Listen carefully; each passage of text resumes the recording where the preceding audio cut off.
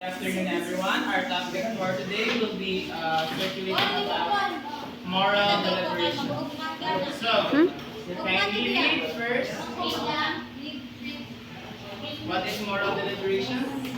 Moral deliberation refers to the process of carefully considering and evaluating ethical dilemmas or moral questions in order to make informed decisions based on moral principles, values, and ethical frameworks.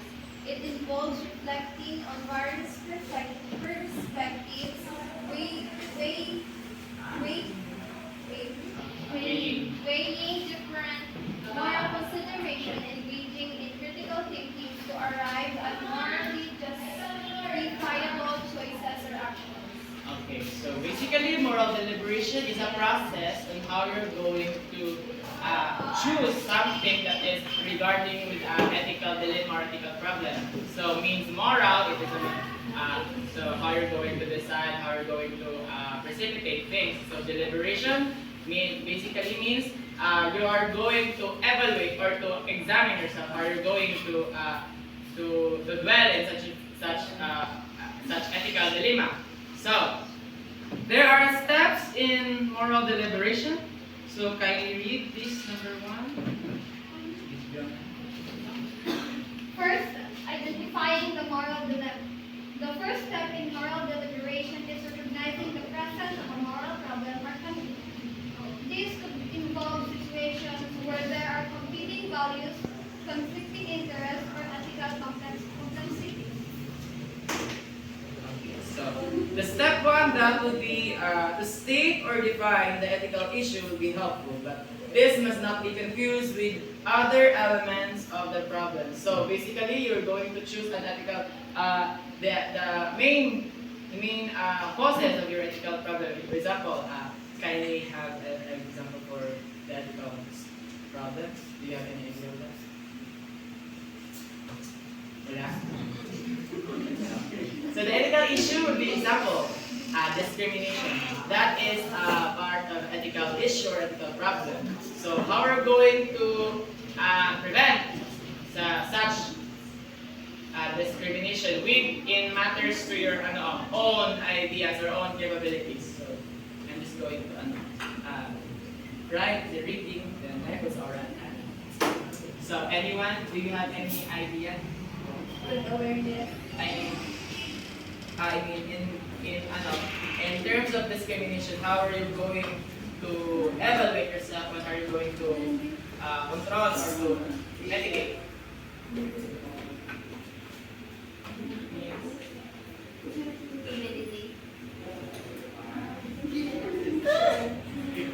Sige. Discrimination, basically you are so how are you going to stop or hindi mo siya stop, hindi mo siya magpundo, prevent that or ano. So in your own perception, you have to re-examine yourself.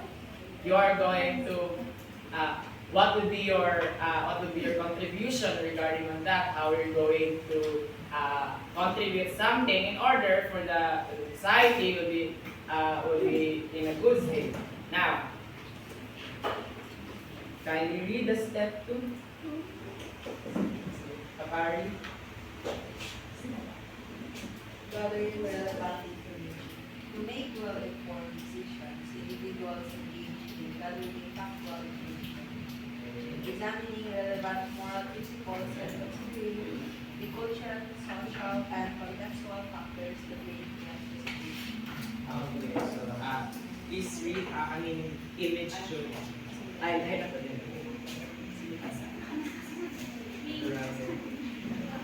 Step 2, the relevant facts. This must be those who have the most bearing It's the most bearing. on the ethical decision that must be made in a case.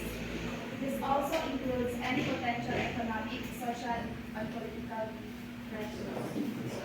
Can someone? Do you understand? Relevant facts. So when we are gathering information, we should know that those information are facts and not just opinions.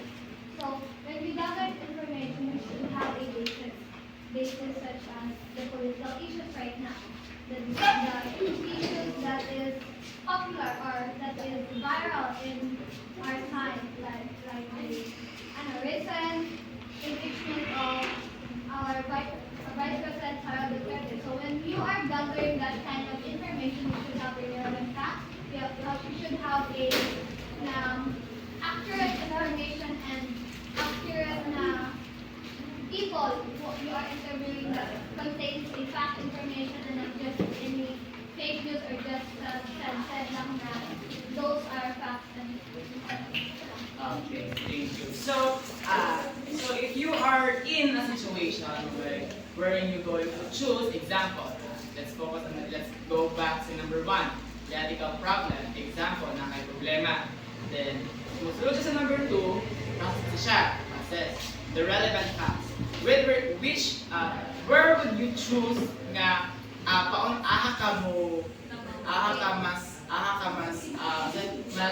bearing, mas pabor, or mas, for example, do you have any examples on how you're going to, example, isa ka problem, tapos na siya two best choices, options, tapos kung saan mo siya mas mabura ng isa sa isa. And anyone? First, katong example, ikaw, ay nagtatrabaho ka, tapos na kay parents na like, masakit yung dapat mo ganun.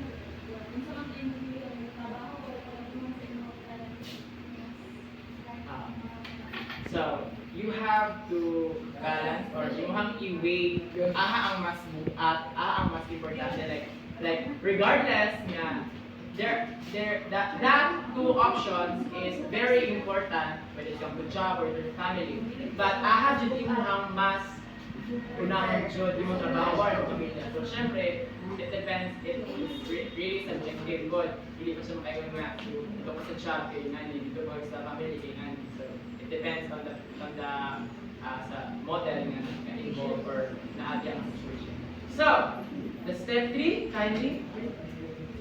A moral principles and values. Moral deliberation involves considering various ethical frameworks such as consequentialism, deontological ethics, and virtue ethics. To evaluate the ethical implications of different courses of action, individuals reflect on their own values, moral beliefs, and ethical commitments to guide their decision-making process. Okay, so kindly read sa picture as a Step 3, the stakeholders. These are those who will be affected by the ethical decision to be made. So what do you mean by that? Any other term? I think those affected persons to be considered because when you make decisions, you have to consider their situation also. Dili lang kay nasa imuha ang benefit but also kanang paborsan sa ilaha. Okay, thank you. So in step 3, you are also prioritizing who are going to be affected or you will be involved. So let's go back sa example ni Pagkaina, sa job, sa parents. So kinsa man ang mas maka-benefit or mas makatagan o importansya sa iyahang choices ngayong tuon. So basically, dito siya sa family, so ako kay Kimpa. When it comes to her job, so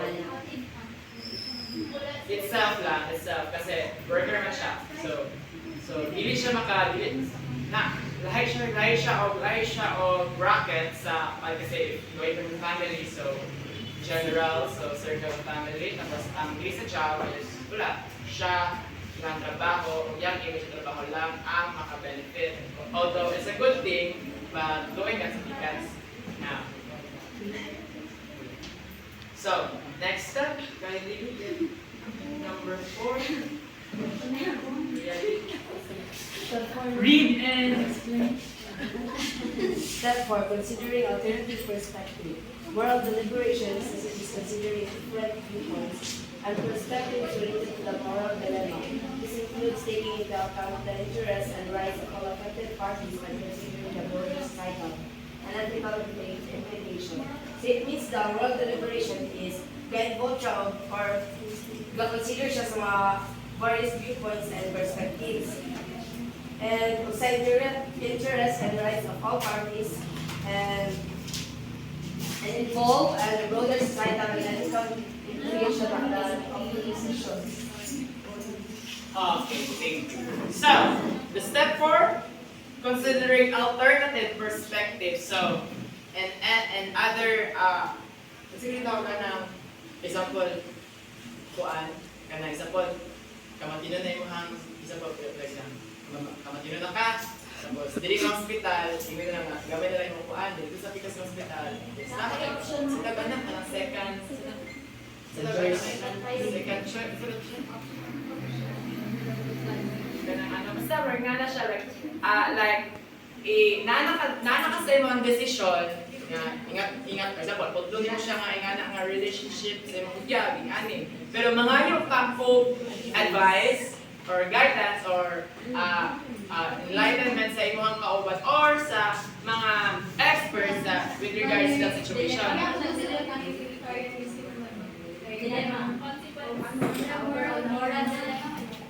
Oo, pero if you're going to focus it sa step 4, different perspective of individuals. So, dito lang. So, ngayon siya nga, example, ngayon ka nga, ay, dito lang ako may kaya nga. So, nakimadunggan, we usually heard nga. O, eskwela ka taro, kaya nga, eskwela nga. So, dito siya mataga. Kasi, it's a process how you're going to deliver or to decide critically sa imong decision. So, next. Step 5. I think that's the last one. Dali naman. Step 5. Sarap na. Step 5. Weighing moral consideration, individuals engage in a process of weighing and balancing various moral considerations, such as justice, fairness, equality, and Okay. Yes. So, sa ano, the step 5, the decision, can you read and explain? Step 5, the decision decided on the best course of action for the health.